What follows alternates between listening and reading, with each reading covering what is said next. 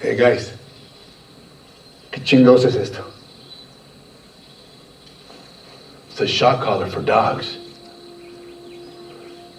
Let me take this off. Bro.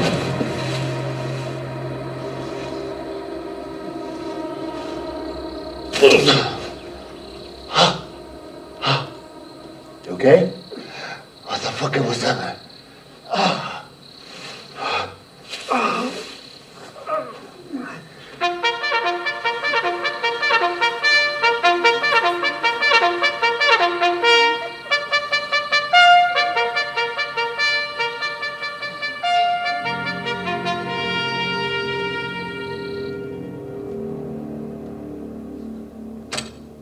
Buenos dias, motherfuckers.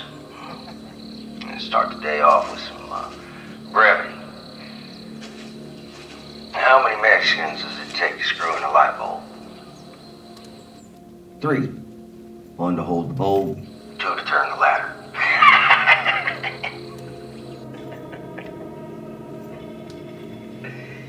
Alright, let's get to it.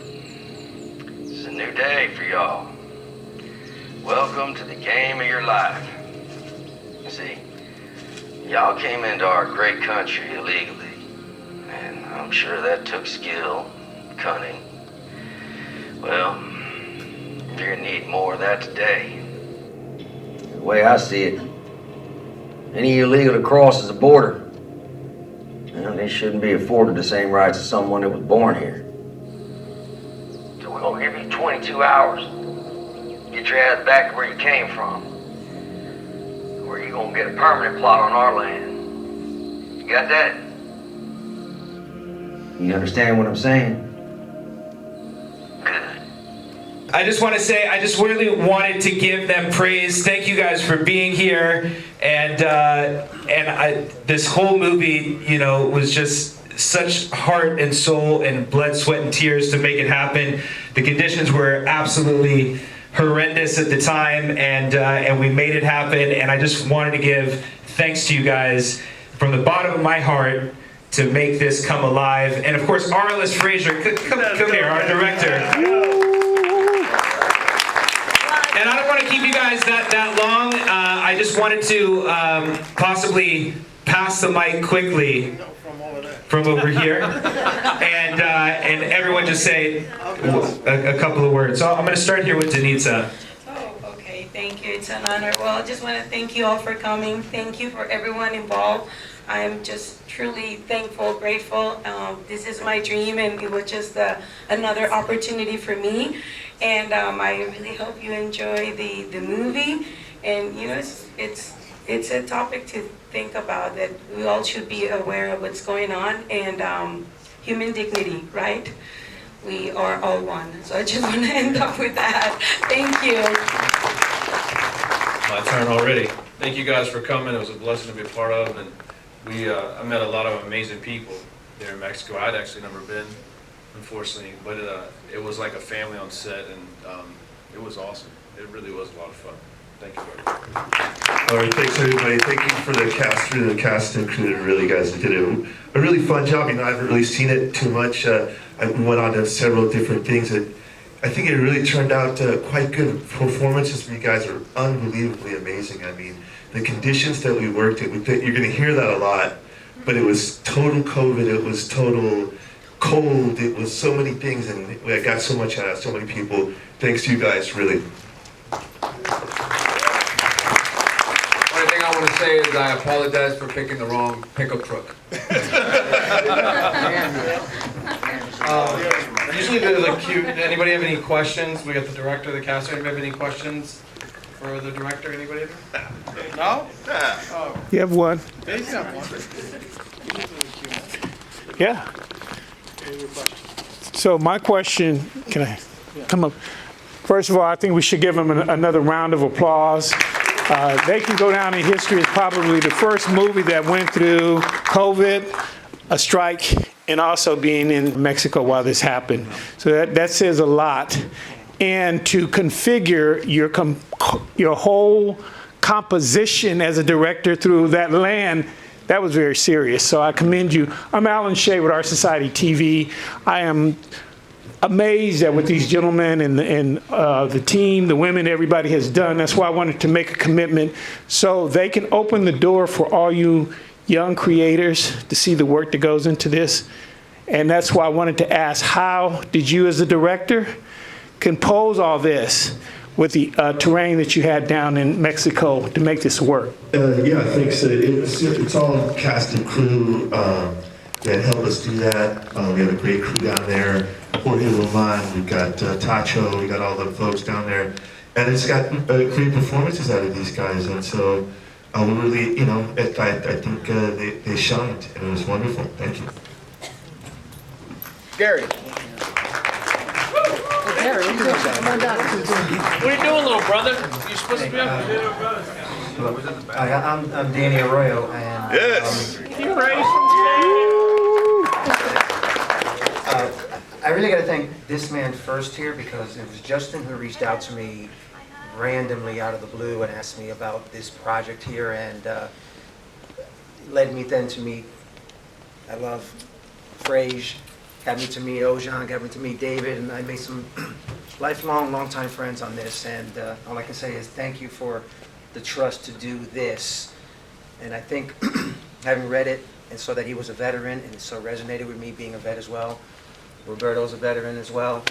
I just wanted to do the character justice, somebody who, you know, serves our country and deserves better. So I'm glad you guys are here, and thank you for the opportunity. I couldn't say anything more. Hi everyone, thank you so much for being here and staying around to watch this film. I'm really proud of this film. I think this was a script that needed to be made. It's an important film, and I'm very honored to be a part of it. I really had a blast. I had some good memories, and I love Tijuana. That's awesome. Yeah, so thank you so much.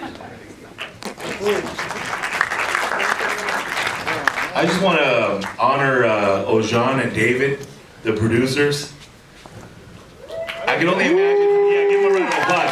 I can only imagine how much work it entails to be able to like put this whole collaborative effort together. So I want to honor you guys, man, thank you for making this happen. Yes, and also R.L.S. Frazier. I love this brother so much, man. We've done about 8 or 9 movies. It's been about 13 years in the making. And thank you so much, brother, for being so loyal and just showing me love and giving me the opportunity to be able to create, because I love creating. So thank you so much. And the last thing I want to say is thank you to the cast and crew, because we don't realize how much it takes to put these pieces to the puzzle together. And it's such a collaborative effort. And unless you're in the production or in the game, you don't realize how much it entails. And I just want to honor all of us here, and thank you, audience, you guys here, for supporting us and being able to see the end result, because it takes so much. It's so much of a journey to be able to get to the end result. So I love it was hard. I mean, even more being a Christian too, but it was a little rough. The script was a little rough, and we sat down in Mexico, and some of us were actually a little uncomfortable, to be honest with you. And but we said if we got to do it justice, we have to bring something so that we're believable.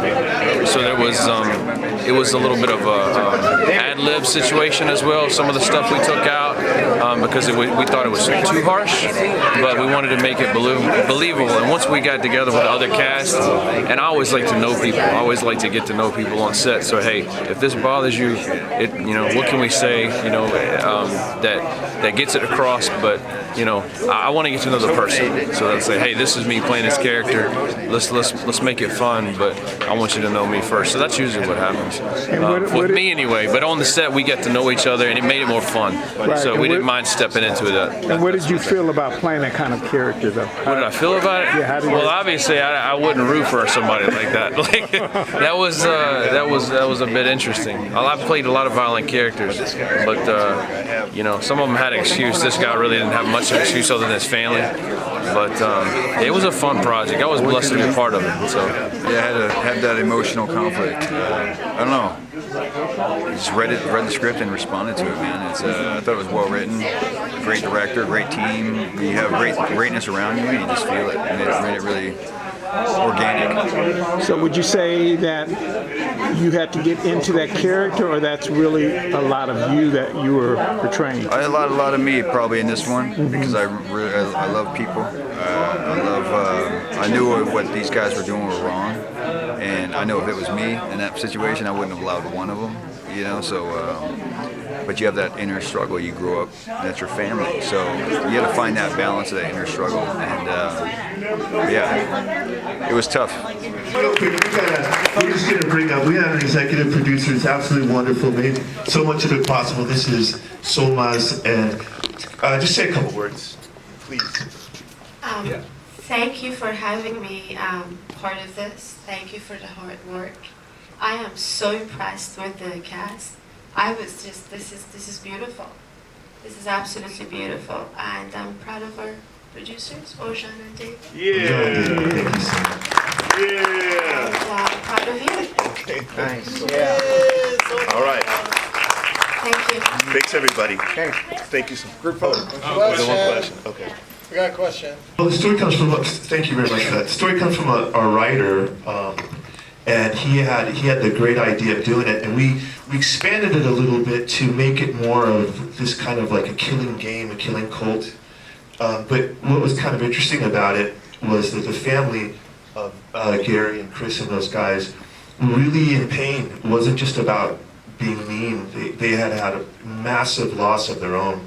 So it was, you almost felt for them a little bit. So these guys did an amazing job, especially, I'll give it to Gary on that. I mean, just to be the heart of the film, to be the one guy that just knew that this was wrong, but he still felt like he needed to go along with the family. So that's kind of where it came from, and it's true. These things really happened there. This comes from a real story where people were hunted, and frankly, about 3,000 immigrants go lost every year, and most of them aren't found. I mean, who knows what happens to them? So this is kind of an idea of maybe what has happened to some of them. So unfortunately. Brian Frank Basiglia wrote the story, and Sean Crane was the official writer to the page. And glad you guys enjoyed it. Thank you. Thank you, guys. Oh, I have one more question. Another question? Phenomenal in this movie you were in, absolutely. But John, in Hollywood, you're a very sensational actor. As a redneck, I've never seen an performance. Are you in a Are you in a number of movies? Because you should be in quite a, like we had the Civil War recently. You would have been ideal for casted in American Civil War. Thank you so much. Thank you so much. I appreciate that. I come from the hills for sure. And I'm a public diplomat, and I have London Press here with you to see the scene. And I wanted to also give you guys a thumbs up, and also there's one person here that merits a little bit of credit, and that is your editor. Yeah, Stephen is here actually, our editor, if he's still here. Yeah, and I think he did a great job of putting the pieces together, and I think I just wanted to give a thumbs up for him too. Thank you so much. I just want to say one quick last thing. They say that, just in the same vein of saying Chris and Gary, I saw this thing from a comedian the other day, and he said, the United States can never be invaded or occupied. It's not the guns, it's not the nuclear weapons. You know what it is? Rednecks. They said that you can never occupy. There'll be guys, oh, here they come. I heard that too. Yeah. So guys, you guys played amazing rednecks. Thank you so much. Abraham Lincoln. Don't give it to me. All right. Thanks, everybody. You were really great.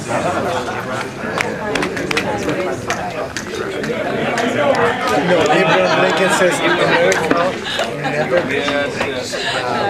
invaded. If we fought in terms of freedom, because we have lost ourselves. Yeah, it's also